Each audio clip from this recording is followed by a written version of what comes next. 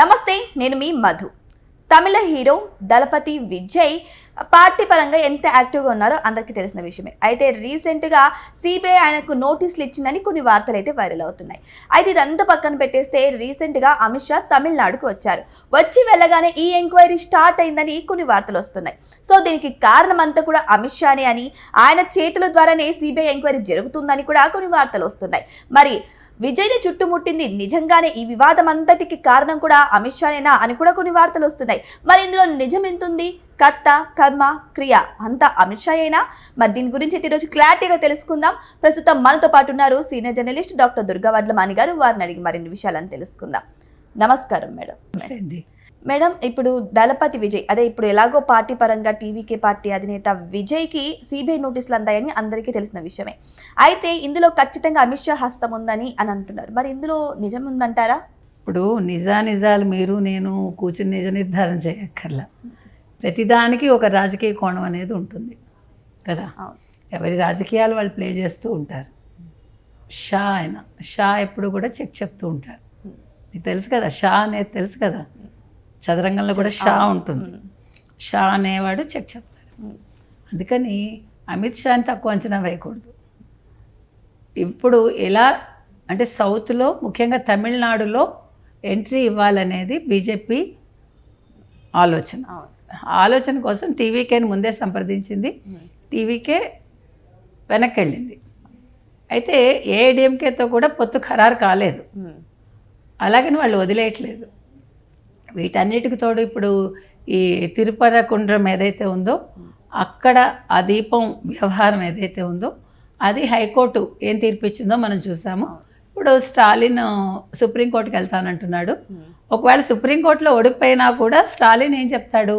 చూసారా, నేను మైనార్టీలను రక్షించడానికి ప్రయత్నించాను, ముస్లిమ్స్ మనోభావాలు దెబ్బతినకుండా చూడడానికి ప్రయత్నించాను, కానీ కోర్టు ఒప్పుకోలేదు కాబట్టి నేనేమి చేయలేకపోయాను అని రేపొద్దున ప్రజల్లో చెప్పుకోవడానికి ప్రయత్నిస్తాను. సింపతి క్రియేట్ చేసి, సింపతి అంటే తన ఓటు బ్యాంకు చెక్కు చెదరకుండా ఉండడం కోసం. మరో పక్క మీరు చూసుకుంటే కనుకైతే ఇవాళ టీవీకే విజయ్ ఎవరైతే ఉన్నారో కరూరు ఘటన ఏదైతే ఉందో, మీరు ఇక్కడ చూసుకుంటే అల్లు అర్జున్కి నోటీసులు అందాయి. 12వ తారీఖున ఎప్పుడో రమ్మని. ఇతనికి కూడా ఇప్పుడు నోటీసులు అందాయి సిబిఐ నుంచి. అంటే ఈ మధ్యకాలంలో హీరోలు లేకపోతే హీరోయిన్స్ వివాదాలకి కారణభూతులు అవుతున్నారు. మళ్ళీ హీరోయిన్ అంటే మీరు అనసూయ అనేరు. అనసూయ నా దృష్టిలో హీరోయిన్ కాదు, ఐఎమ్ సారీ. ఓకే, అందుకని నేను అనేది ఏంటంటే ఏదైతే సెప్టెంబర్ 27న జరిగిందో ఒక స్టాంపీడు, ఆ స్టాంపీడ్లో 41 మంది చచ్చిపోయారు, 60 మందికి గాయాలయ్యాయి. అది చాలా పెద్ద ఇష్యూ చేసింది డిఎంకే ఒక అస్త్రం దొరికింది. ఇక్కడ ఇప్పటికీ అర్థం కాని విషయం ఏంటంటే మనకి ఆ అంబులెన్స్లు ఆ రోడ్లోనే ఎందుకు రావాలనుకున్నాయి అనేది ఇంతవరకు ఎవరు ఆ కోణంలో దృష్టి పెట్టారో లేదో మనకు అర్థం కాలేదు. ఎందుకంటే అంతమంది జనాలు ఉన్నప్పుడు అంబులెన్స్ అక్కడి నుంచే ఎందుకు వస్తుంది, వేరే మార్గం లేదా అనేదానికి ఎవడైనా ఇంతవరకు సమాధానం చెప్పాడా? మనకి చెప్పలేదు. కాబట్టి ఈ కోణంలో కూడా విజయ్ ఆలోచించమని చెప్పాలి.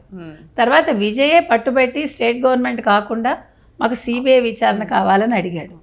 అయితే మీరు అన్నట్టుగా మొన్న ఒక్కరోజుకి అమిత్ షా వచ్చి వెళ్ళడం, అమిత్ షా తీవ్రంగా టీవీకే విజయ్ తోటి పొత్తు ఖరారు చేసుకోవాలనుకోవడం, ఇందులో భాగంగానే ఇవాళ సిబిఐ నోటీసులు ఇచ్చింది. అంటే షా పావులు కదిపాడు అనేది వినిపిస్తున్న మాట. కాబట్టి ఇప్పుడు ఇంకొకటి తనే కోరుకుని తెచ్చుకున్నాడు కాబట్టి సిబిఐ ఏం చేసినా భరించాలి. ఇప్పుడు అందుకని ముందు నుయ్యి వెనక గొయ్యి విజయ్కి. సో విజయ్ ఇప్పుడు కనుక పొత్తుకు ఒప్పుకుంటే ఇప్పుడు సిబిఐ విచారణ అనేది అంటే వాళ్ళు నోటీసులు ఇవ్వటం అనేది బీజేపీ చేసింది అనేదానికి కొంచెం ఆస్కారం దొరుకుతుంది. ఏది ఏమైనా ఇప్పుడు విజయ్ వచ్చి తెలివిగా అడుగులేయాలి. ఇప్పుడు బీజేపీతో పొత్తు పెట్టుకోవడం వల్ల వచ్చే నష్టం ఏమి ఉండదు. అంటే కొత్తగా ఓట్లు ఎంత వస్తాయో 1% వస్తుందేమో అంతే, కానీ లాభం వచ్చి బీజేపీకే.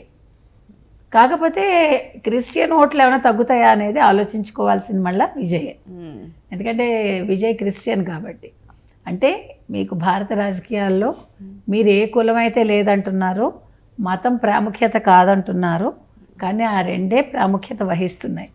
కుల మతాలకు అతీతంగా రాజకీయాలు లేవు, మీకు మతము లేదు, కులము లేదు, ఏదీ లేదు. అందుకని ఇవాళ విజయ్ కొంచెం క్లిష్ట పరిస్థితుల్లో ఉన్నట్టు లెక్క. అవును. సో ఇప్పుడు కనుక టీవీకే అండ్ షా కలిస్తే ఏఐడిఎంకే కూడా స్నేహహస్తం చాచుతుందా అది కూడా చూడాలి.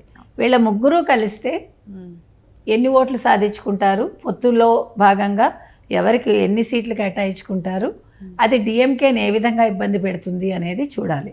ఎందుకంటే కాంగ్రెస్ ఏమీ ఇప్పుడు కొత్తగా ఏమీ అక్కడ లేదు, అంటే పెద్దగా వచ్చేదేం లేదు. కాంగ్రెస్ ఎప్పుడో ఇదైపోయింది. ఒకప్పుడు కాంగ్రెస్ చాలా బాగుండేది, డిఎంకే వచ్చాక కాంగ్రెస్ లేదు అక్కడ. కాబట్టి కాంగ్రెస్ కూడా వీళ్ళతో కలిస్తే రాజకీయంగా స్టాలిన్ని దెబ్బతీస్తారా? ఇక్కడ మతం కూడా ఇప్పుడు ప్రాధాన్యత వహించింది కాబట్టి ఈ తిరుపరకుండ్ర విషయం ఏదైతే ఉందో, మురుగన్ విషయంలో తమిళులు వెనక్కి తగ్గరు. వాళ్ళకి చాలా భక్తి, చాలా సెంటిమెంటు. వాళ్ళ సెంటిమెంట్ మీద డిఎంకే దెబ్బ కొట్టాలని చూసింది కాబట్టి ఖచ్చితంగా డిఎంకేని ఇంటికి పంపిస్తారా? స్టాలిన్ ఇంకా రాజకీయంగా స్టాలిన్కి భవిష్యత్తు శూన్యమా అనేది కూడా స్టాలిన్ ఆలోచించుకోవాలి. అయితే తమిళనాడులో త్వరలోనే ఎలక్షన్స్ ఉన్నాయి. ఈ ఎలక్షన్స్ రాబోయే మూమెంట్లో సిబిఐ అయితే విజయ్ని ఎంక్వైరీ చేయడానికి స్టార్ట్ చేసేసింది. అయితే ఇప్పుడు బీజేపీని కాదు అని విజయ్ అయితే సింగిల్గా వెళ్ళగలరంటారా? అంటే సింగిల్గా వెళ్ళగలరా అంటే వెళ్ళొచ్చు. ఇప్పుడు ఈ కేసు విచారణ ఏ రకంగా కొనసాగుతుంది అనే దాని మీద ఉంటుంది. మరోపక్క ఆయన జననాయకన్ సినిమా కూడా ఇంకా విడుదల తేలలేదు, అది కూడా కోర్టులో ఉంది. కాబట్టి అంటే ఇది ఒక మనిషికి ఒక పరీక్షా కాలం అంటాం చూడండి, ఆ రకంగా ఉంది విజయ్కి. కాకపోతే ఏంటంటే విజయ్కి ఇంకా పూర్తిగా రాజకీయ అనుభవం రాలేదు కాబట్టి ఇవన్నీ తెలుసుకోవాలి అతను. అంటే ఎలా తట్టుకొని నిలబడాలి, మనకి పులి మీద పుట్టరలా ఏదో ఒకటి వస్తూనే ఉంటుంది. కాబట్టి మనం వెయిట్ చేయాలి, మనం దీన్ని ఎదుర్కోవాలి అనుకుంటే కనుక అయితే అతను పొత్తుకు ఒప్పుకోకపోవచ్చు. కాదు అనుకుంటే మళ్ళీ మనం అరెస్ట్ అవుతామా, మన ఏం చేస్తారనే భయం ఉంటే బీజేపీ తోటి కలిసే అవకాశం ఉంది. సో ఏదేమైనా సరే ఇప్పుడు చూస్తే హీరో విజయ్కి ముందు నొయ్యి వెనక గొయ్యి అన్న పరిణామాలు ఎక్కువగా కనిపిస్తున్నాయి. మరి ఒకవైపు మూవీ ఇష్యూ, ఒకవైపు రాజకీయాల ఇష్యూ, మరోవైపు సిబిఐ ఎంక్వైరీ, ఇవన్నీ కూడా చుట్టుముట్టడంతో మరి విజయ్ వీటన్నిటిని ఏ విధంగా ఎదుర్కొంటారు? మరి రాజకీయ అనుభవం అయితే ఆయనకు లేదు, మరి ఆ రాజకీయ అనుభవాన్ని క్రియేట్ చేసుకుంటారా? వీటన్నిటిని ఎదిరించి బయటపడతారా లేదా అనేది వెయిట్ చేసి చూడాల్సిందే. Thank you so much. Thank you.